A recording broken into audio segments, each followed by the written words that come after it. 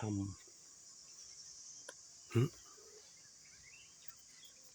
เสียงมันนี่หู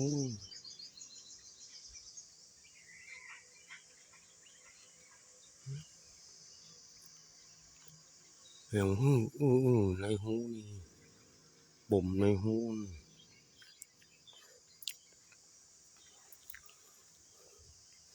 เชี่ยนำหันนี่เบียป่าแต่ก่อนเอาเบียป่าใกล้สงกรานต์นี่พากันไปเบียป่างมป่าเชี่ยนำหันนี่ไปตุบใส่ตุบลงน้ำแล้วก็กวนป่านกินน้ำเมาแล้วเขากินเหล้าเลยก็เขากินเหล้าก็เมาป่าก็เมาจะเขากินเหล้ายานี่แล้วมันขี้ถูกมัดเนาะเขาถมร้ายล้วงกับบดายหายเพี้ยมันแก่กันที่ตุ้มหูเขาผ่าเขาจุ่มตุ้มหายป่ามันสายหกไปหกมา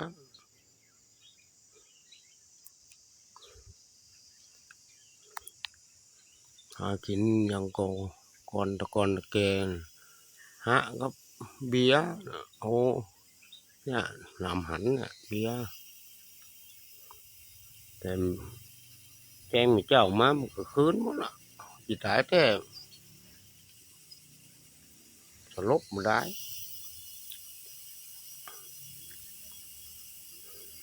อย่างเขาเมาเหล้าเนี่ยเขาเมาเหล้าถึงมาเจ้าขึ้นมาก็หาย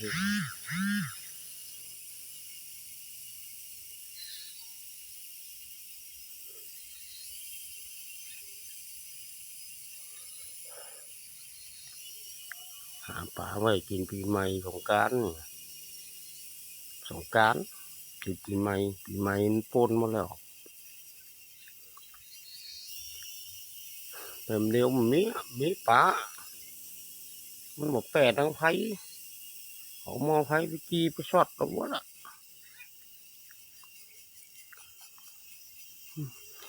นกหอมอย่างไรหัวเขามาอยู่ในหูทำเป็นเย็นนี่บรรยากาศ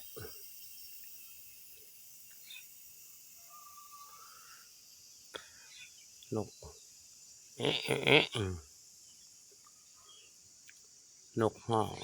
มัน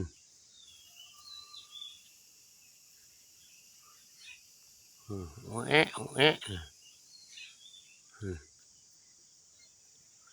นกห่อ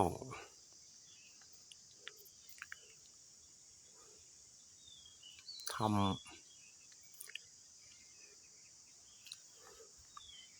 หิมบาน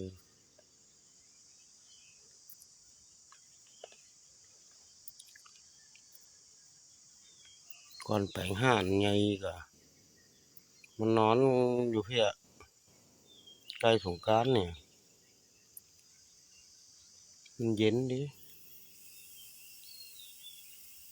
ที่ข้านกินเหล้าเหมือนวันมันฮ้อนแต่บุรี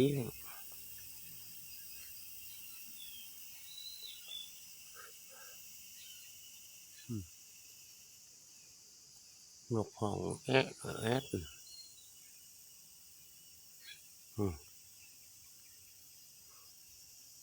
แ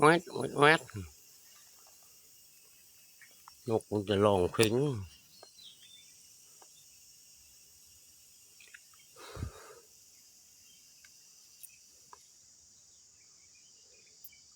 แต่ก่อนแต่หลังโอ้หมวนใกล้สงกรานต์นี่คนเฒ่าคนแก่ยังแต่ก่อนเขาสลอซ้อถึงมาดีดมาซ้อกันได้ทำพี่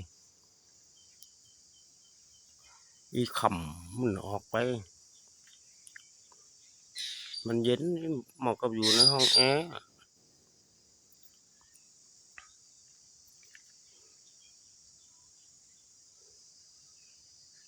เด้อครับสำหรับคลิปไลน์นี่ขอจบไว้ได้อีกก็เด้อครับสวัสดีครับบ๊ายบาย